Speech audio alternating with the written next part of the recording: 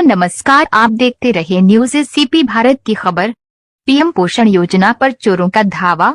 चौरई की शालाओं से गैस सिलेंडर किचन सामग्री चोरी, बच्चों का भोजन संकट में।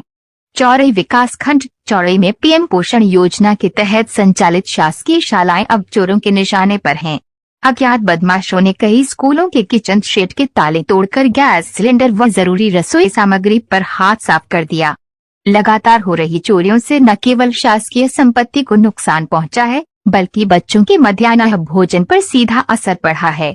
सूत्रों के मुताबिक जनपद शिक्षा केंद्र चौरई के विकासखंड स्रोत समन्वयक BRC ने पुलिस थाना चौरई को पत्र भेजकर बताया है कि बीते महीनों में कई शालाओं में इसी तरह की घटनाएं हो चुकी हैं। स्व सहायता समूहों और शाला प्रभारियों द्वारा बार बार सूचना देने के बावजूद अब तक कोई ठोस कार्यवाही नहीं होने से चोरों के हौसले बुलंद हैं। न्यूज़ एससीपी भारत चांदामिट्टा से मोहम्मद जाफर की खास रिपोर्ट।